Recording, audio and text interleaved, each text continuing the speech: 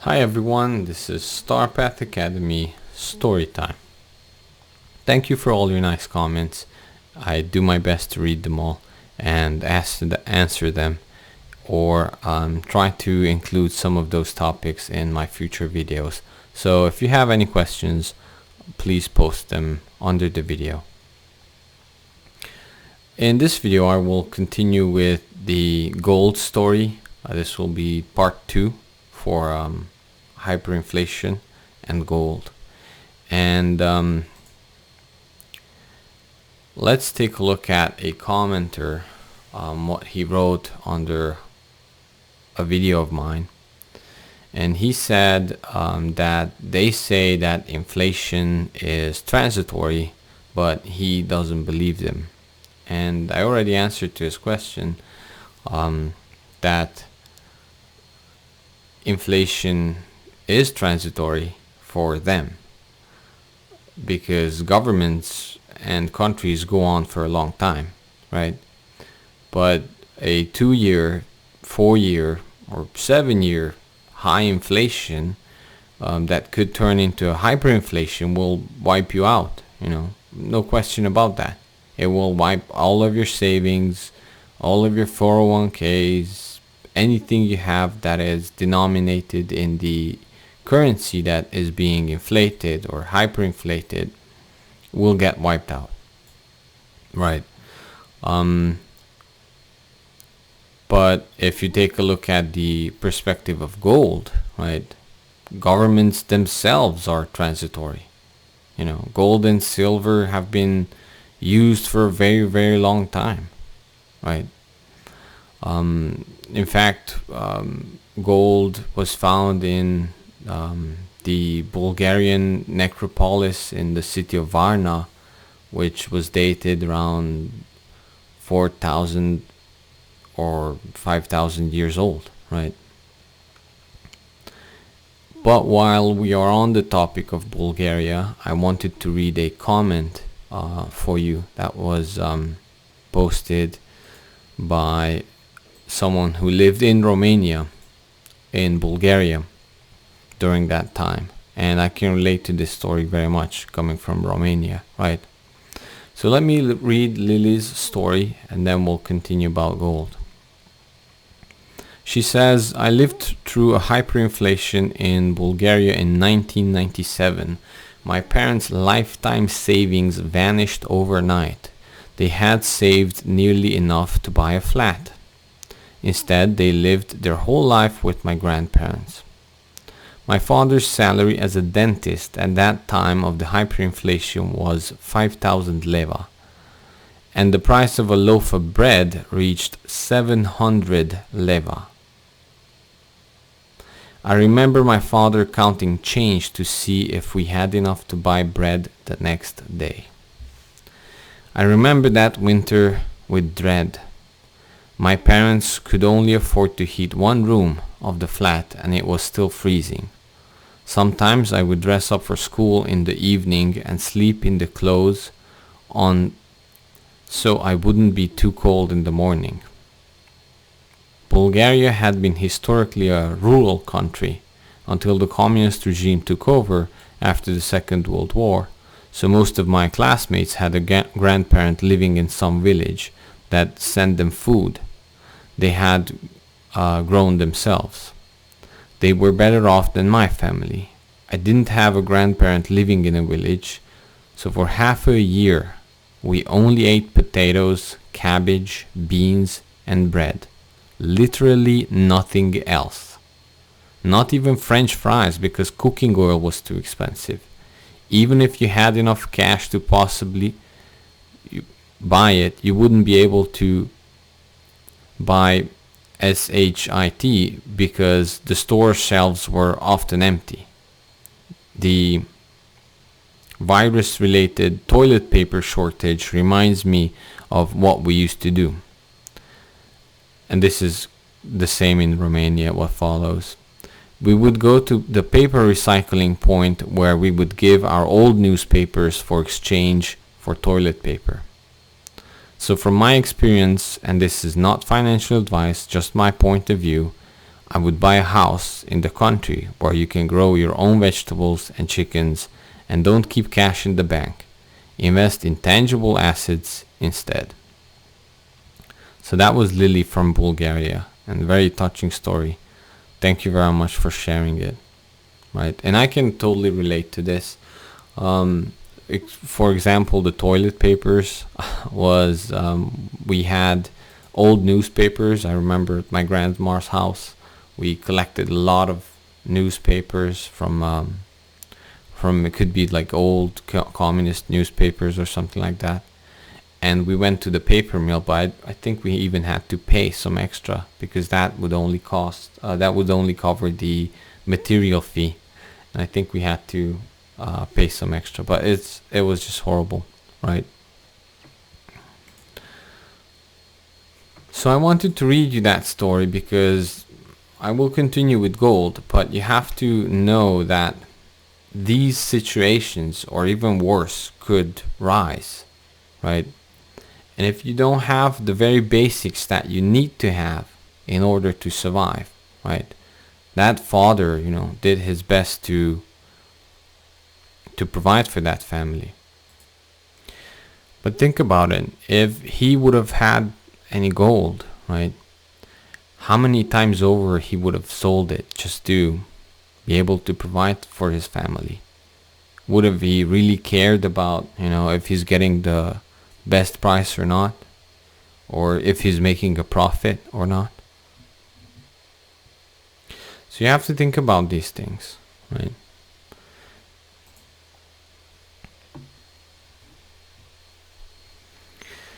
And to continue, I would say gold favors the noble. And what does noble mean? Think about what does flyable mean? Runnable, drivable. What does drivable mean? Is this car drivable? Able to be driven, right? You're able to drive it. What does noble mean? No able. Able to say no, right? Gold is the noble metal, right? One of the noble metals. In chemistry, that means that it is resistant to reacting with other elements. It's noble. It's able to say no to other elements, right? So there needs to be a balance between you and how you act with your gold, right? You have to be able to sustain yourself and be able to say no to many, many things when the need comes. So you don't have to sell your gold under these situations. And first you start with, saying no to your addictions, to your vices, right? A lot of people in Eastern Europe became alcoholics, addicted to something. They had to cope somehow. It was a sad situation, Do you think they would have been able to keep their gold? Do you think they would have been able to keep their silver? You have to be able to say no. And you have to be in a position where you can say no. So if you take out anything from this video, remember that a slave doesn't have the privilege to say no. A servant doesn't have the privilege to say no, right? Only nobles can do that. So you have to become noble, and gold can help you become noble. But you have to be able to keep it. So in this sense, is gold really an investment? or more of an insurance policy, right? Once you have your house and it's fully stacked with everything, right, then you'll buy the insurance policy. You don't necessarily buy the insurance policy first and then you'll buy the house, right? Or you build the house. So that's why I said that when in that beginning period, before hyperinflation starts kicking in, a lot of the rich people will flock in, right? In my opinion, they will flock into gold because they're buying that insurance policy. While things are good, and rosy, they're probably in the stock market and any other thing that goes up and down, pays dividend and so on. But as soon as stuff starts deteriorating, they buy that insurance policy, right? And an easy way to think about that is like gold is your fire extinguisher, right? And you don't need your fire extinguisher until you really need it, right? Until the Californian hills, you start smelling smoke. If you still can buy a fire extinguisher, right, or an insurance policy, then you buy it immediately. That drives up the price because everybody's running for it, right? Once the whole block is burned down, there's no, once we're in hyperinflation, your gold or your fire extinguisher might not be that worth,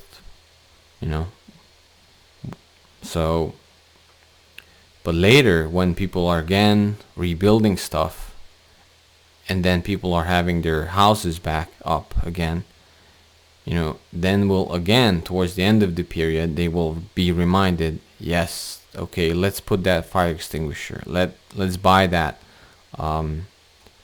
insurance policy, right? So I have some numbers from the later period in Romania, right? That second period, that second bump.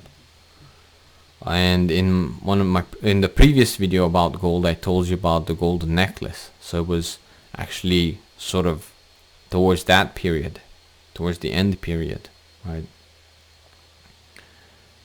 So I calculated, and actually some commenters calculated as well, that the necklace, when it was bought, the 18 karat necklace, gold was around 6 million Romanian lei per ounce, right? And what does that mean, right? Because I see some videos about really famous people who do really good videos, really good calculations, and they say, video title says, can gold hit $50,000 by 22, right? Of course can hit it. It can hit 6 million, but what does that mean, right? What will be the minimum wage? So I compared that. When that necklace was bought, the minimum wage was around 700,000 Romanian lei, and it eventually became, right after, 1 million Romanian lei, right? And then towards the end of that period, towards the end of the hyperinflation period, I calculated that it was 46,500,000 Romanian lei for an ounce of gold. And the minimum wage only rose to 2.8 million Romanian lei, right? So during that time, that was, in my observations, that second bump. To repeat, gold went from 6 million to 46.5, right? And the minimum wage went from 1 to 2.8, right? So that was towards the end period. Now, of course, the minimum wage never really tracked inflation. You could starve on the minimum wage, unfortunately. But let's continue because it's interesting, right? So what would an ounce of gold cost now in Romania if Romania still had the old lei, right? The old lei is easy to calculate because the exchange rate was 1 to 10,000, right? So now it's around 8,000 Romanian lei, right, per ounce, which means it's 80 million, would have been 80 million old Romanian leis, right? So since the sort of hyperinflation period stopped,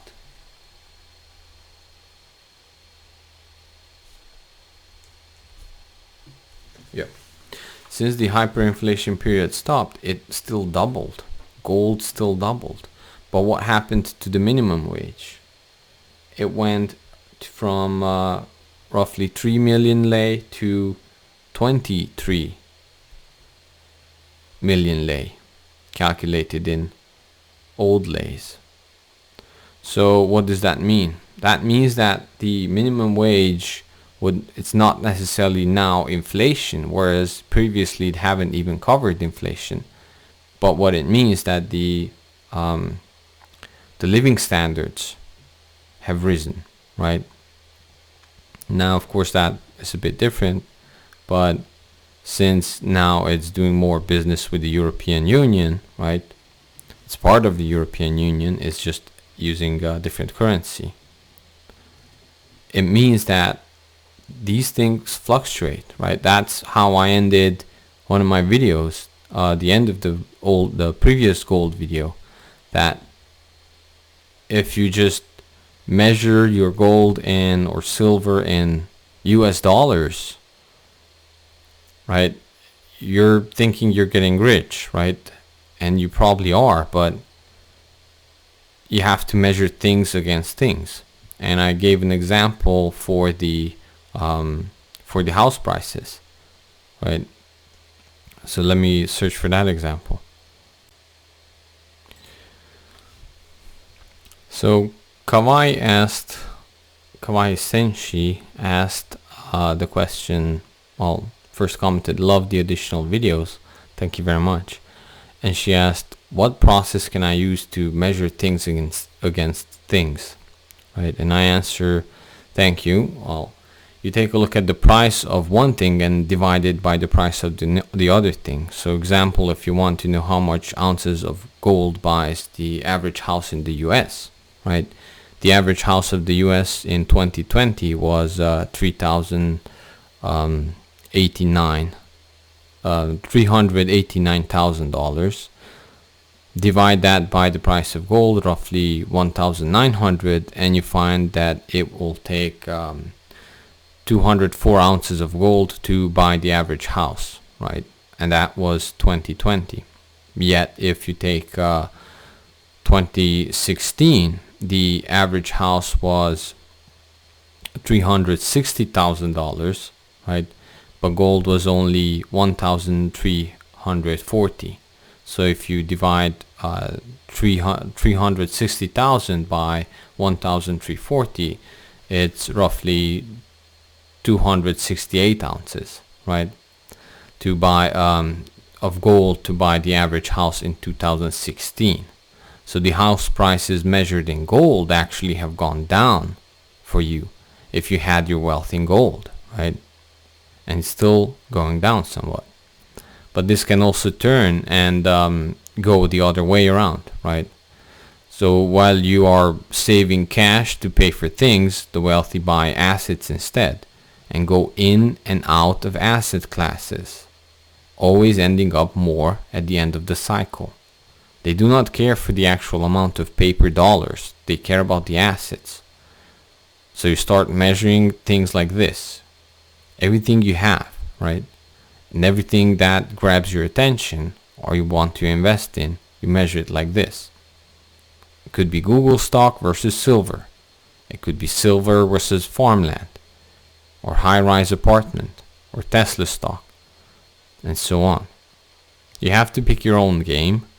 There are people who prepare charts for you from these things, and that helps you track what is currently overvalued in one asset against another asset, and what is undervalued in one asset against another asset. And you can see what's the average cycle in years, right? So they don't teach you this in schools, because if they would, this game would not work for them, right? Imagine if all of us would get rich in 5 or 10 years, right? Who would run the buses? Who would be the clerks in the stores and the banks and so on? Who would build the cars? So that's the truth. You stop thinking about dollars or currency denominated stuff. You start thinking about assets. You know, it's just for the suckers in the game who are saving cash. And we save cash, and by the time we buy it, goes up, and then we're happy because it went up, and then we sell it, and so on. Whereas technically you should not stay in, or you should stay in cash as less as possible, because as inflation picks up, that is when you're losing value. Everything else goes up. So I just compared gold against the minimum wage, right? And there's huge jumps, right? But what does this also tell you? Because what does the minimum wage in 2001 mean? The Romanian minimum wage, what does that mean for you Americans, right? What does 2.1 million Romanian lei mean for you? So let me tell you that, right? Let's take a look at December 1st, year 2000. The minimum wage was 1 million Romanian lei, which roughly equated to 45 euros. Okay, 45 euros. So you want to know how to get rich? You could have went with 45 euros to Romania and purchased a man's labor 8 hours a day, 5 days a week for a full month for 45 euros. So of course the Germans came and they bought up the factories at prices that were, the weight of the machine in iron, So we became a nation without any debt. IMF debt paid off, to the poorest country in Europe, one of the poorest ones. We had some friends along the way, right? Bulgaria, right? Ukraine, maybe Hungary, and so on. And Europe finally got his cheap labor. So what you can learn from this, what you can learn from this right now, if hyperinflation is happening to you. Let's take a look at some minimum wages. Remember how I told you that while we were in hyperinflation, gold went from 6 to 46.5 million, but minimum wage rose only from 1 to 2 and something. And when hyperinflation ended, gold only doubled, but minimum wage went up tenfold, right? Or more than that. So, but what if hyperinflation is happening to the euro this time, or the US dollar this time, right? That doesn't mean that the rest of the countries are protected, but basically you have you're on a higher shelf your fall might be much bigger than what these countries might experience. Not even talking about these countries might have actual industry, right? Right. Just looking at some minimum wages for, not even minimum, it's average. Wow. Okay. In Colombia, right? It's less than $300, the average one, right? Uzbekistan, 200 something, right? Pakistan, 200. Kyrgyzstan, 210. Venezuela, 25. Burkina Faso, and the list goes on, right? These are very, very low average salaries, not even minimum salaries. Imagine what the minimum is, not even counting how many people are not counted in the labor force, right? While in the United States you get stimulus checks that are more than this, right? And I think it will be growing in numbers, right? If they want to keep up the economy. So far, that I think that's the plan anyway. So what can you learn from this, right? Gold is rising for everyone. Just like how it did in Romania. After hyperinflation, it doubled.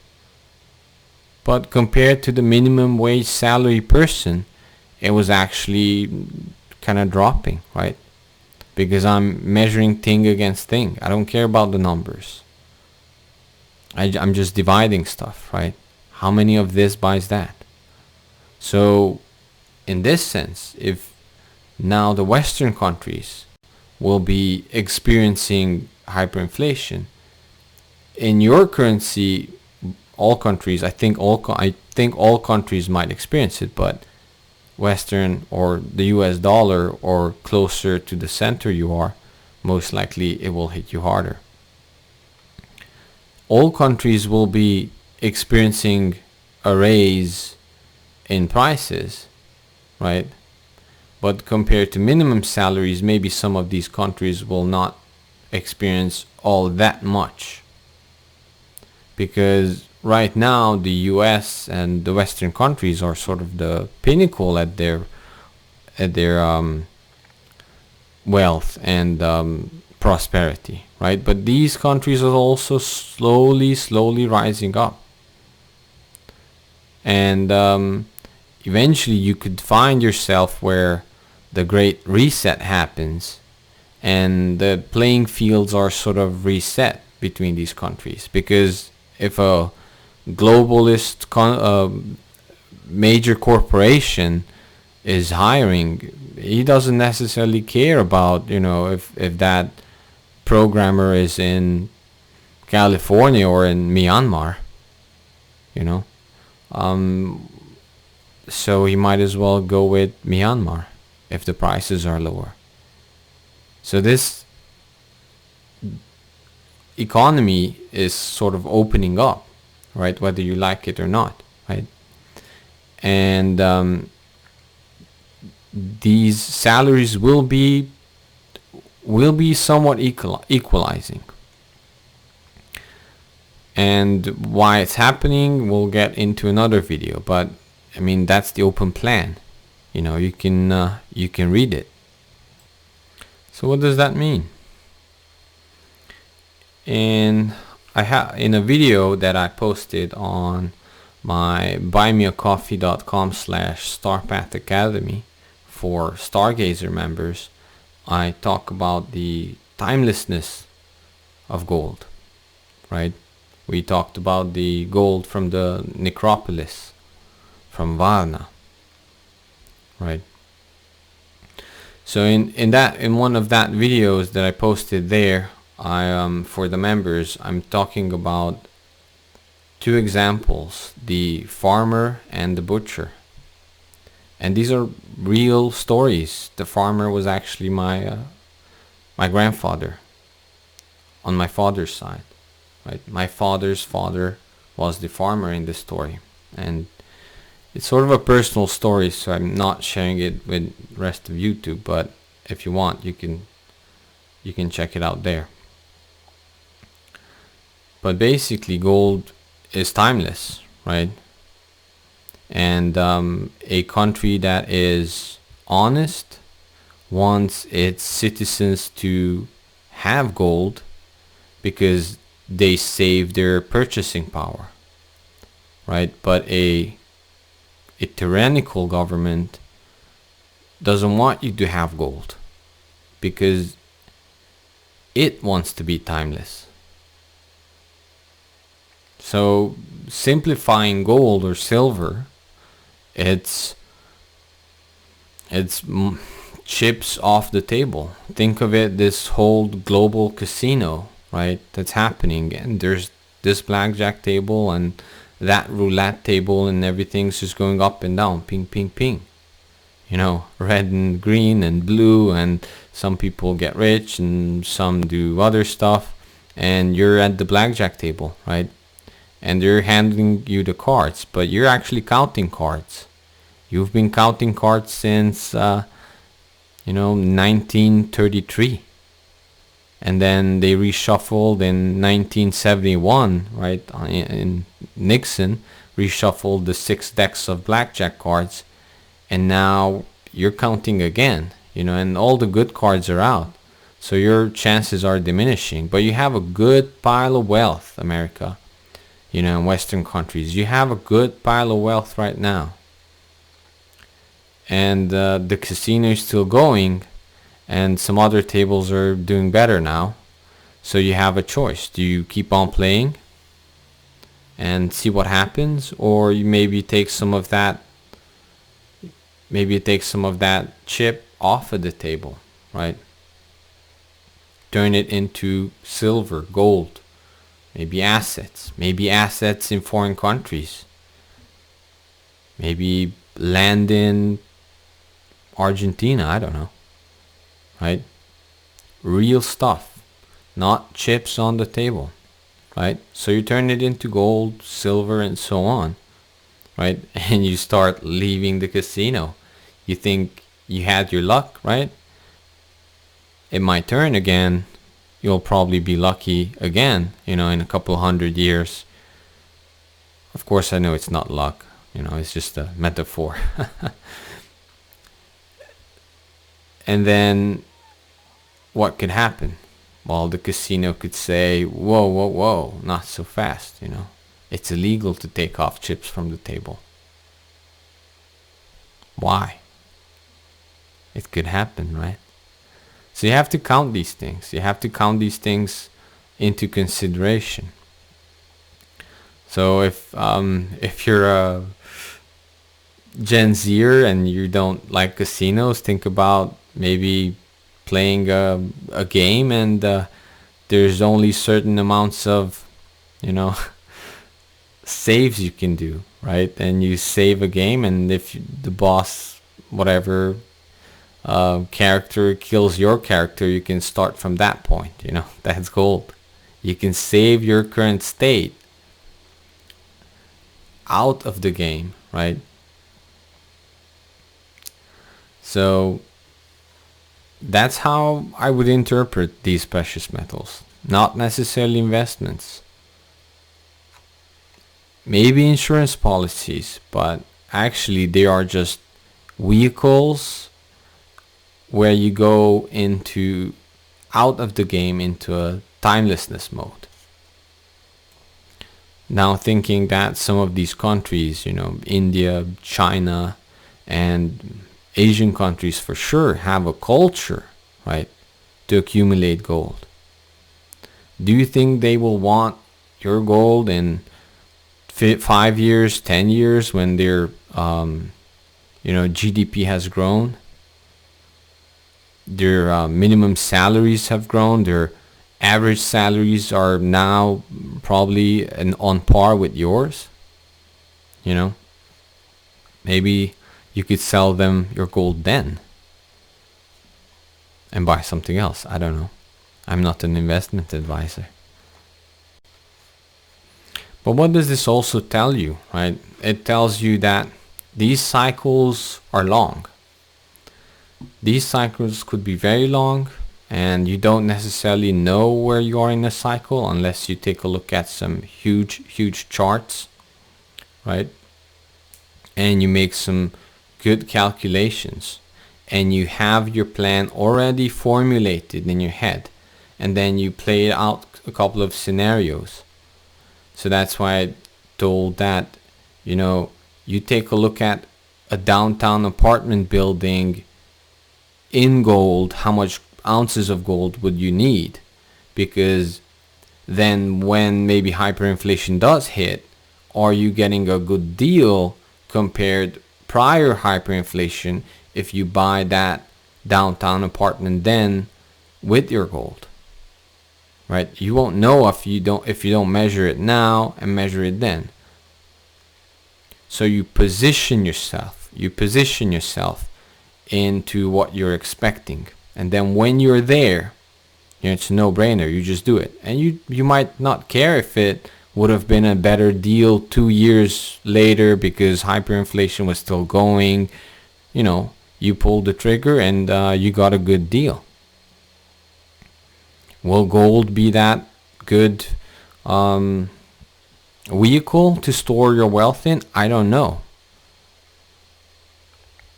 In Romania's case, it was Deutschmark, If you could have bought Deutschmark, German marks, prior hyperinflation, then Romania goes into hyperinflation, then now with your German marks, you can purchase up a lot of things, right? So think about like the 2008 housing crisis. If you had cash then, you could pick up everything on the cheap. But if hyperinflation happens, it's not just everything is cheap, but your cash is cheap. So it's sort of the other way around, right?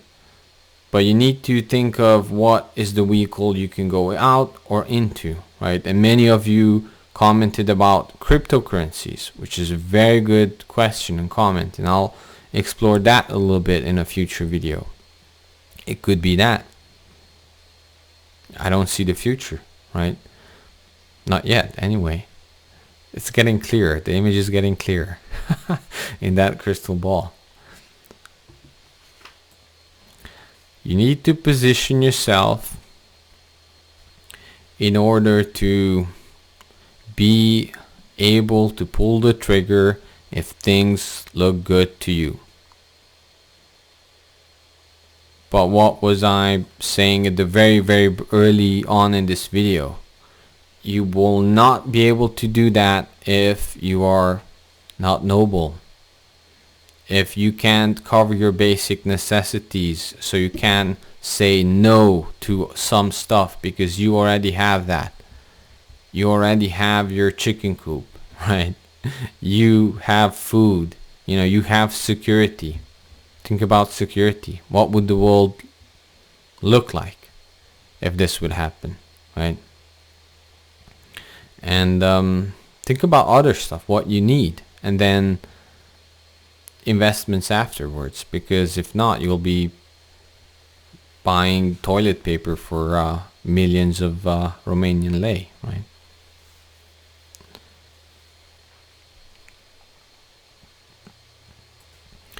So this way, you have to think about, especially gold. As I said, it will outlast governments, it will outlast kings, and it will outlast you. So it may be that you need to think about this in a multi-generational term. Maybe you will never have the opportunity to sell that whatever you had at a profit. These cycles are long. If you put all your assets into one asset class and then you're waiting for that one to go up compared to other stuff, it will eventually go up, no question about that, but it may be the cycle is 50 years, 60 years, right? Take a look at that story that I shared on buymeacoffee.com. /Starpath Academy. It's an actual stuff that happened. Also, you have to take a look at the political shifts. In one of my videos, I started with, in Romania, we went from a very authoritarian state to a liberty state, right? A communist government to a very short period of actual probably libertarian government, because it didn't really exist at a certain point, to socialism. But relatively speaking, it went from authoritarian to somewhat more free. You know, what are you expecting now? Take a look at that. You know, take a look at some other cycles. What is the revolution cycle? What is the war cycle? Where are we now, right? What can you expect? And these things could happen, could not happen. These cycles are huge. If you're interested, there's a Russian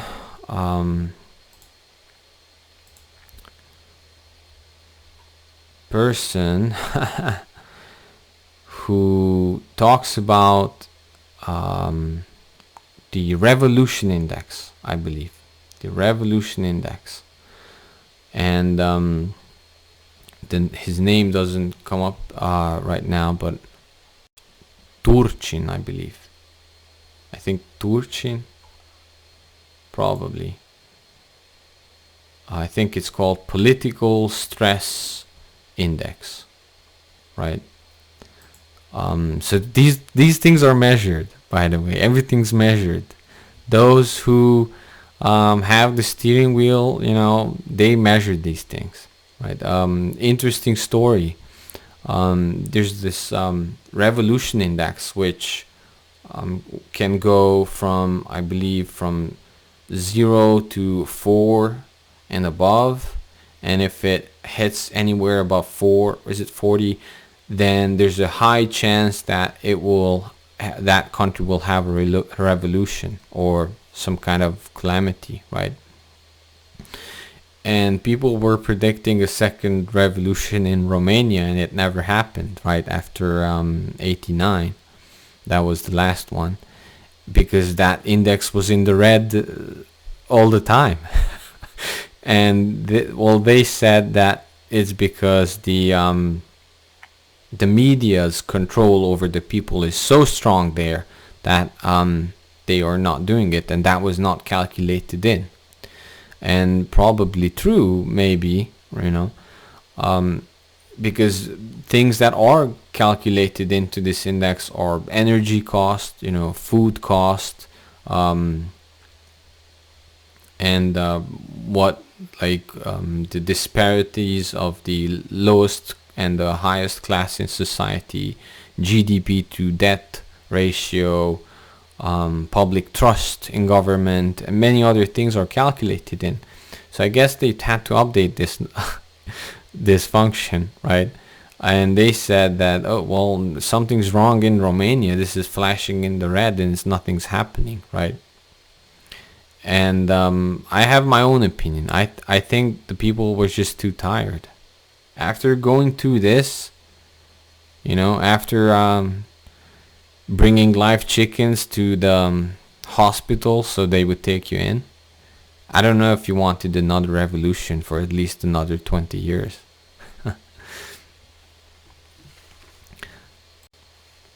And if you take a look at the food index, right? It's actually the last time it was this high. And if you want to take a look at the food index, you can take a look at it at Index Mundi, I believe. I can put some links for you. Just Google food price index or Index Mundi food price, and you'll get the chart, right? And take a look at the 25-year chart, right? And the last time it was this high was around 2010, or that was the last time it was this high and rising at this rate. So if you don't know what happened then you should take a look at the revolution index in the North African countries back then. If Arab Spring, you know, pops in mind. So you know, nothing may happen, and we could another 20 years of prosperity, another 50 years of prosperity. It would certainly not be out of reach, you know, in the grand scheme of things.